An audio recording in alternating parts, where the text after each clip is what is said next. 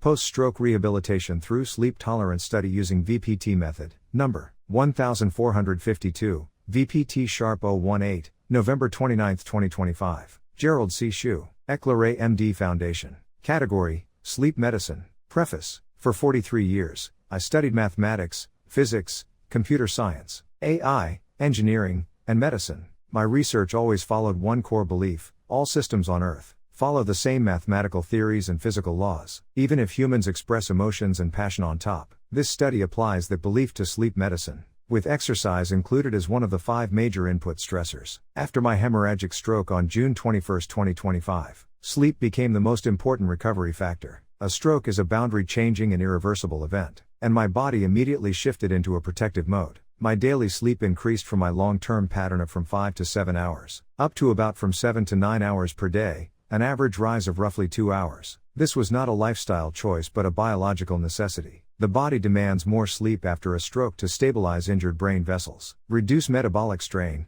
and provide the energy needed for neural repair and adaptation by delivering sufficient oxygen and nutrients through blood flow. Introduction. Sleep medicine is often viewed as a lifestyle subject, but in reality, sleep is a deep, physiological signal that reflects how much recovery the brain and body require after carrying internal stress for the entire day. My own experience after my hemorrhagic stroke confirmed this point clearly. Before my stroke, I typically slept from 5 to 7 hours per night. After the stroke, my sleep requirement jumped to from 7 to 9 hours and stayed there. This change did not come from preference or habit. It came from biological needs. My brain and vascular system required more recovery time, because long-term stress accumulation had crossed a critical boundary. This shift led me to rethink sleep hours as an engineering strain variable. In engineering, strain is the measurable output of deformation. After multiple stresses are applied, sleep duration works the same way. Every day, my body experiences 5 major stress inputs: walking steps, systolic blood pressure, SBP, for vascular pressure, pulse pressure, PP, for arterial stiffness, mean arterial pressure, MAP, for continuous organ perfusion, and fasting plasma glucose, FPG, for insulin resistance load. These 5 stressors push against my cardiovascular system, metabolic system, and autonomic nervous system. The result shows up each night as more or less sleep. Sleep becomes one of the final, measurable deformations of the overall internal load. It is the strain output of the entire human biosystem. Why sleep hours function well as strain. Sleep hours rise when the brain needs more time to repair damaged microvessels, restore neurotransmitters, clear metabolic waste, and reset autonomic signals. Sleep hours fall when internal stress is low and daily repair demand is lighter. After my stroke, my required sleep duration increased almost instantly, proving that internal stress can deform sleep in a way that behaves exactly like engineering strain. Therefore, using sleep hours as the strain axis allows a clear, quantitative view of how internal stress loads deform the recovery system. This removes emotional interpretation and replaces it with measurable analysis. 5 stress inputs and their biological meaning. 1. Steps. Walking steps represent daily physical workload and metabolic demand. After my stroke, my safe ceiling fell from over 10K steps to about from 7K to 8K. Higher walking step load increases mechanical and metabolic stress, and forces the brain to extend sleep duration for recovery. Steps directly push the sleep strain curve. My daily walking steps normalization target is 6,000 steps. 2. SBP. Systolic blood pressure is the peak force on artery walls each heartbeat. Chronic high SBP thickens and weakens vessels in the brain, retina, and kidneys. Higher SBP raises internal load and increases required sleep hours. My post-stroke SBP normalization target is 115 mm of mercury.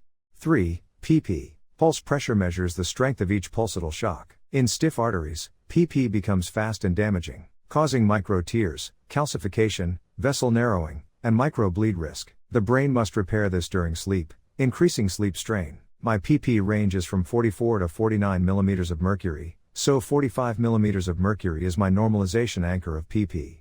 4. MAP. Mean arterial pressure is the continuous background pressure that drives blood flow to deliver oxygen and nutrients to all organs. Similar to constant water pressure in a pipe, high MAP reshapes the heart, overloads kidneys, reduces tissue oxygen, lowers energy, and limits brain repair capacity. Because MAP acts 24 hours a day, it is the largest long-term stressor. After my stroke, MAP became the main factor determining my required sleep hours. My MAP boundary is 85 mm of mercury.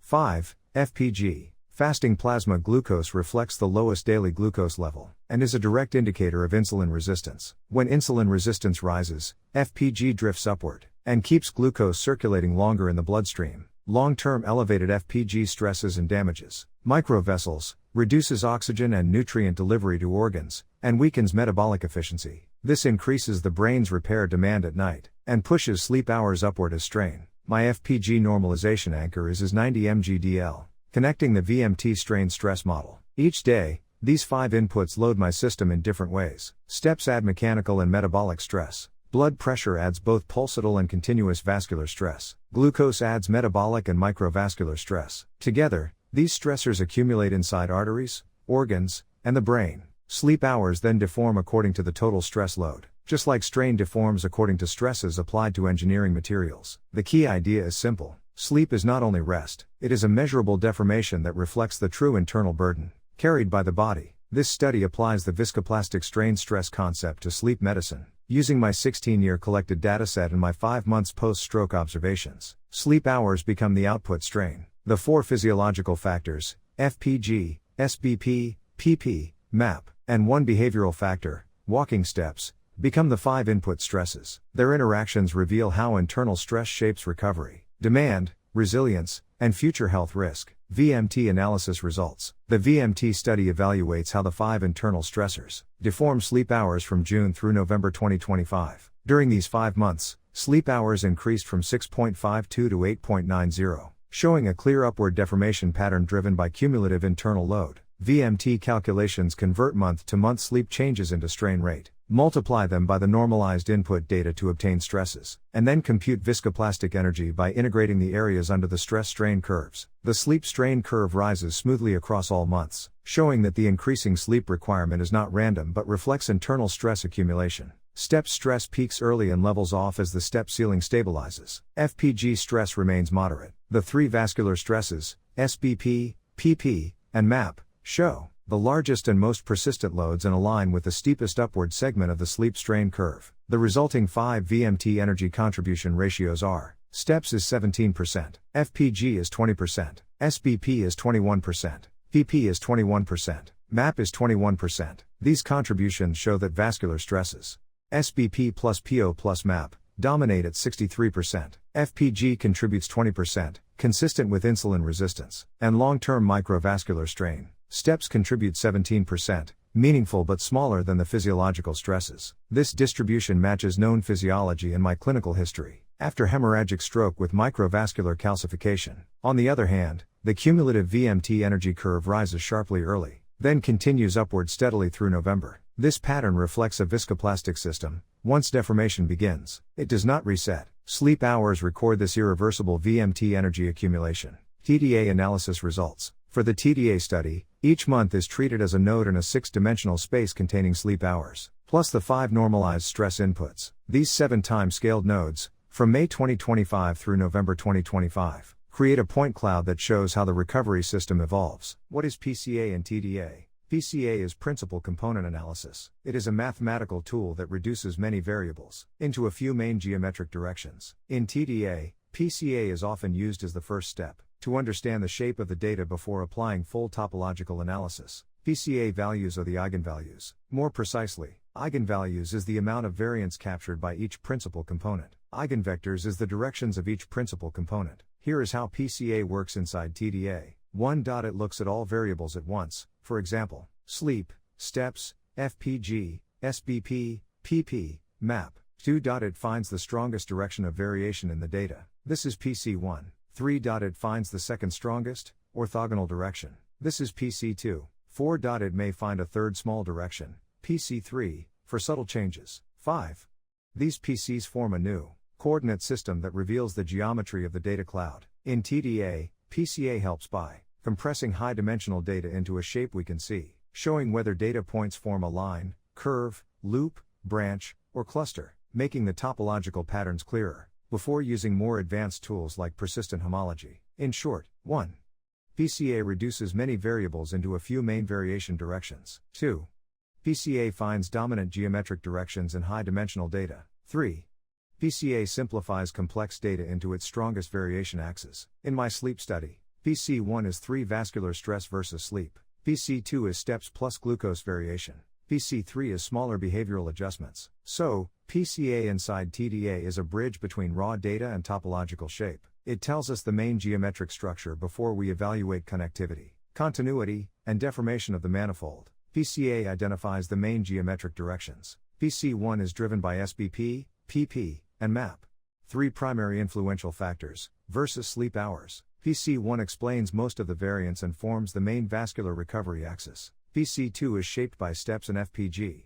2 secondary influential factors, representing secondary modulation.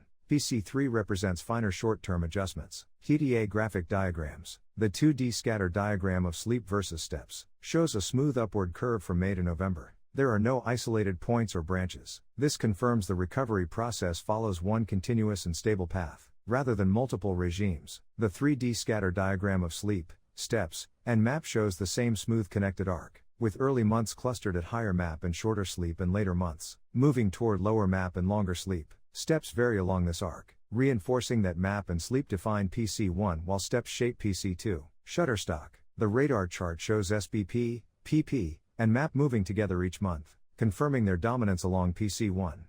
FPG shows modest movement. Steps show the largest variations, matching their influence on PC2. Topologically, the 7 nodes form a simple one-dimensional curve, embedded in the larger space. There are no holes and no disconnected components. This confirms that recovery is a smooth, irreversible viscoplastic path shaped by cumulative stress. Discussion. The combined VMT and TDA results show that sleep tolerance after stroke is governed, mainly by 3 vascular loads, with 1 metabolic and 1 behavioral factors contributing secondary deformation. Vascular stiffness, pulsatile shocks, and continuous pressure produce the strongest strain signals in sleep hours. The data also show that sleep adapts gradually and irreversibly, consistent with viscoplastic behavior observed in engineering materials under repeated load. The geometric continuity across months indicates that recovery did not follow random or unstable fluctuations. Instead, the system moved through a stable manifold, shaped by vascular and metabolic conditions. This stability suggests that my recovery path is predictable and controllable,